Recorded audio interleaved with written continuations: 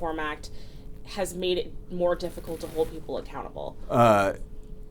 So you're talking about the federal court and what the federal court was doing, in that local magistrate Amy Potter a week ago on the 20th had allowed for a release of these individuals, or at least the individual that was issue in that case, which the U.S. Attorney's Office appealed to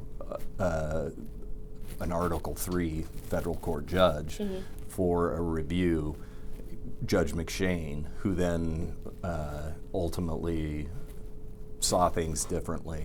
I don't know exactly what the Bail Reform Act at the federal level looks like, because I don't interact with federal law in that realm at all. The best I can tell you is about Senate Bill 48 and how we, do releases here in the state of Oregon. Okay, so I guess what have you heard from the Asian community about their concerns with the Senate bill?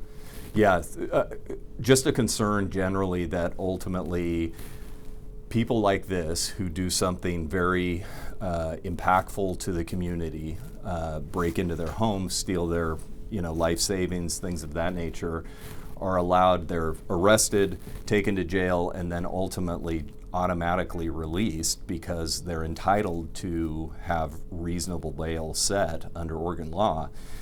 The unfortunate part is that in the context of cases like this, where these folks we know are folks that don't live in the United States of America, come from outside the United States, they have all the incentive in the world to then leave our community and go back to where they're from, thus making it impossible for us to hold them accountable for the crimes they commit here to our citizens. So, is that why the 7 suspects were released basically immediately because of the Senate bill? Yes, because the change of law ultimately made them, under Oregon law, essentially entitled to have reasonable bail set. Here in Lane County, it was determined that $100,000 bail for each of them, with the exception, I believe, of one, and I'm not sure why it was different for one of them, was set, and then they, under Oregon law, can post, if they post 10% of that, they can be released from custody on a security release. So that's what happened, is they had $100,000 of bail set. They were able to post $10,000, were released from custody. And, unfortunately from that point on, we had ICE come in and take at least most of them into custody once released. And then we lost jurisdiction over them because they become essentially wards of the federal government. Okay, but they'll still face the federal charges while Yes, so that came kind of subsequent to their arrest by ICE. It was at the point in which ICE had taken them into custody and most likely had sent them to the closest federal detention center for immigration issues, which is up in Tacoma, Washington. When I contacted the U.S. Attorney's Office saying, hey, we've got a real problem here, in that, like I was telling you before, while I can, us as local law enforcement can ultimately investigate the crimes that happen in our jurisdiction, hopefully in time to chase down and arrest the individuals, the, expendable foot soldiers of this organization, we do not have the ability to jump jurisdictions and prosecute the organizers of this criminal enterprise the way that you can. So we need you to get involved if you can. And that's when the U.S. Attorney's Office was first getting information about this case. They looked into it, talking to the FBI and then eventually Eugene Police Department, and decided to file criminal charges at the federal court level. And then can you sort of restate what you've heard from the Asian community here about their concerns with our current bail system? They're terrified because in the end, they are repeatedly, I think we have 5 different instances at this point, and there's maybe a 6th, we're looking into it, where we've had a group come into our community, target several of our local Asian population's homes or businesses for burglary, hit those houses, and then they've left the community without us being able to track and ultimately arrest them. Because it's happened so many times where we know we've had a string, 5-6 times we've had strings of burglary that happen, there's no reason to believe that it's not going to continue to happen into the future. And so we all fear at this point that if we don't begin to take this organization out, this is going to continue to happen. And our local Asian population feels very targeted by this. They're scared, frankly, and justifiably so, that if they haven't been the target of one of these burglaries yet, they will be in the future. And if we can't hold the individuals who are victimizing them accountable here, there's no reason to think this will ever stop. So by having the court system just simply release them immediately, we're not holding anyone accountable. The expectation is this is just going to continue on in perpetuity. So, how is Lane County also charging them with conspiracy like the federal government is too? No. So under the state system, conspiracy charges don't carry the same weight that they do at the federal level. We have completed crimes. So we have, for example, burglary in the first degree, in the case where ultimately somebody's home was entered with the intent to steal property from them. That's a Class A felony. That comes with more significant penalties than if we were to charge them with conspiracy to commit burglary in the first degree. So, and if we catch them doing it enough times, it also would fall subject, those act as predicate convictions for Oregon's repeat property offender statute. So we get the biggest bang for our buck by charging them with the completed crime of burglary, and we're building a record to ultimately, should they continue the behavior in the state of Oregon, they would then be working themselves towards being subject to a prison sentence over time. So does anything about the fact that they're targeting Asians specifically make your job more difficult? How does that impact how law enforcement engages with the case? It doesn't change the way we engage with the case, right? I mean, a burglary is a burglary is a burglary. What makes these cases unique is that it's not very common where we have targeted burglaries of people. Usually burglaries are crimes of opportunity. These are very specifically targeted, and they're targeted at least somewhat based on perceived cultural differences that exist within the Asian community. That is something that makes it far more emotional. I mean, it's always emotional to have this, the private sanctity of your home violated. But when you know that that private sanctity was violated and it's because of your perceived race, that becomes even more a violation to you as a person. And so our victims are very raw. They feel very scared, and justifiably so, and I want to make sure that they feel heard in this process, which is why we're working as hard as we can to keep them here in our and have our ability to hold them accountable here in our local justice system, and work with the federal government to ultimately be able to hold them accountable for the criminal actions that they committed in our community. So what does your office's work looked like working with the victims and the victims' families?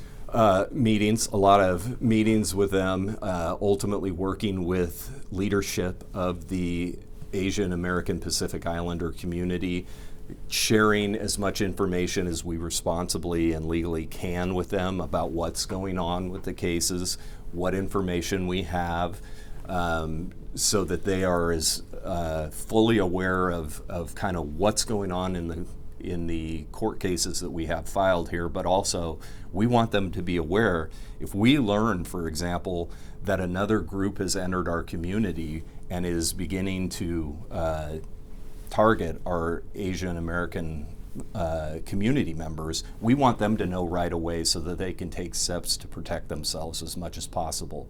We also want them to share with us information about, if they hear that somebody in the AAPI community has been targeted, we want to know about it right away so that we can get active on investigating those cases right as they happen. And of course, this kind of took a while to get on the radar of a lot of Asian community members here in Eugene, despite, I guess, these burglaries dating back to 2023. Mm-hmm. So 2024 is kind of the first big time Okay, so why do you think that it took a while for the ball to sort of get rolling on the investigation? Did it take a while for law enforcement to connect that it was targeting a certain demographic? Yes. Okay. Yeah, it absolutely did. So when the first that we learned about this, or at least our local law enforcement community began to realize this, was in July of 2024. We had a string of burglaries that happened, and some of the victims were Asian community members.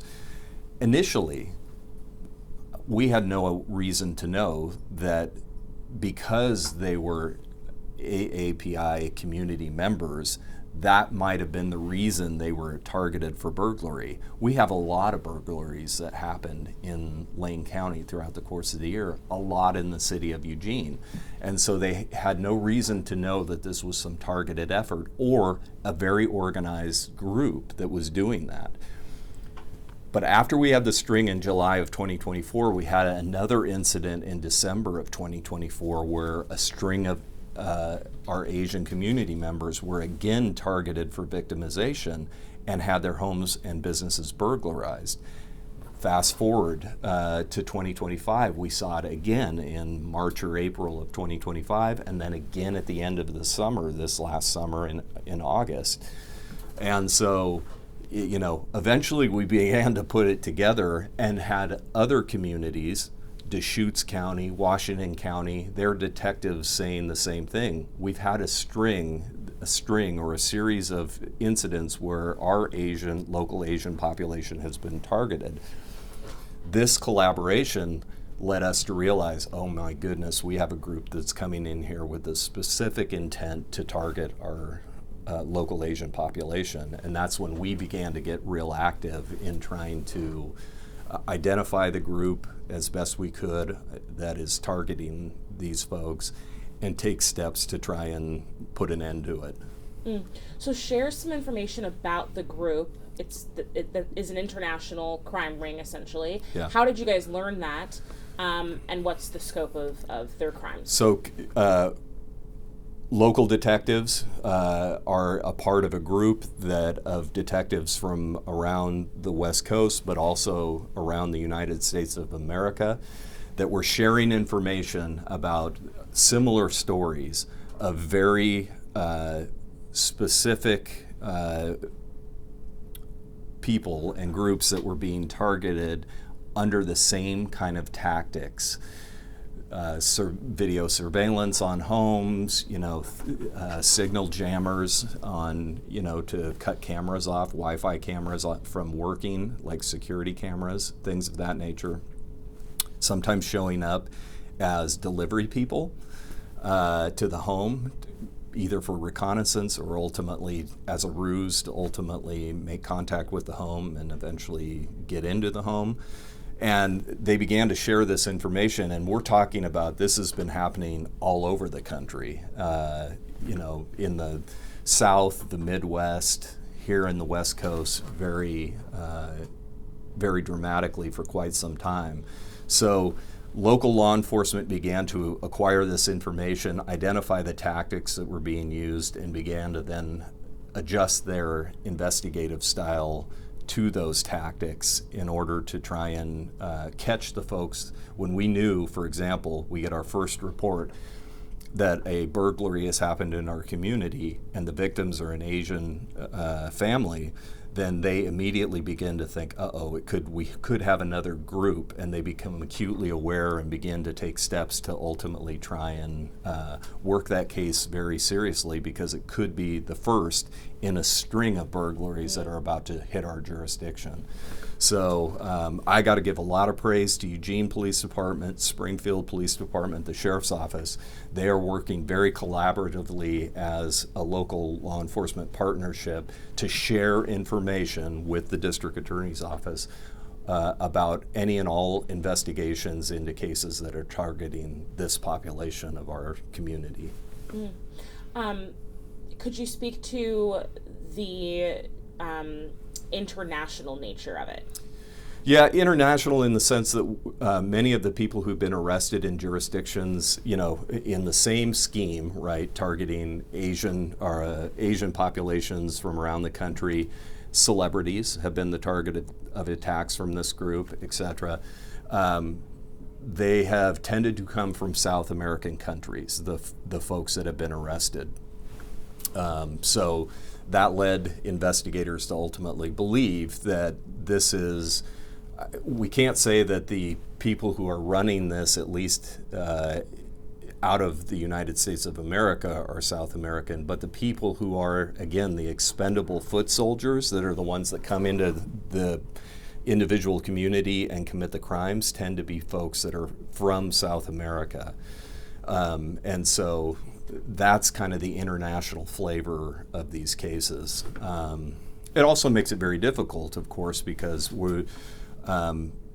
they're folks that come from other locales, we don't have any local information about these people, right? Which makes it a challenge to investigate them because we don't recognize them. They're not people that traverse Lane County or any other jurisdiction that they happen to be in very often, so it makes identifying them very difficult.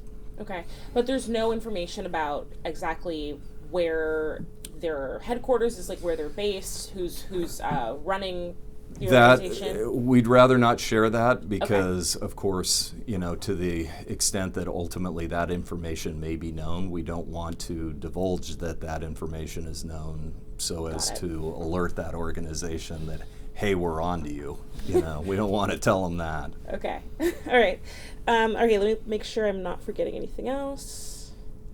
I guess, are there any other tools that you feel like law enforcement needs to handle this in a way where the Asian community gets justice in Eugene and up in Portland?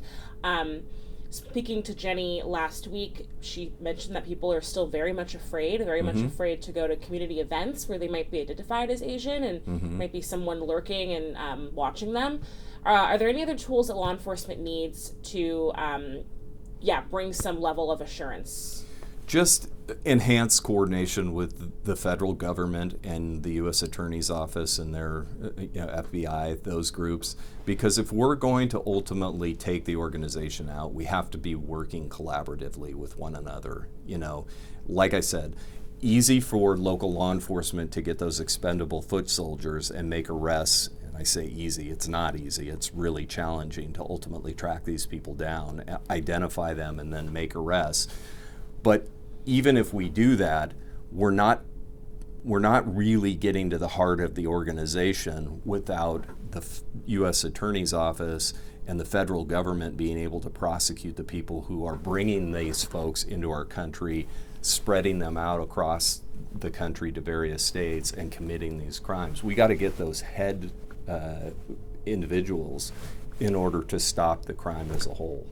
Okay, and then last question, what guidance have you given to our community members that are fearful about how they can protect themselves going forward? Well, first and foremost, it breaks my heart that there are folks in our community that either distrust law enforcement or the criminal justice system as a whole, maybe the district attorney's office, and are failing to report the crime.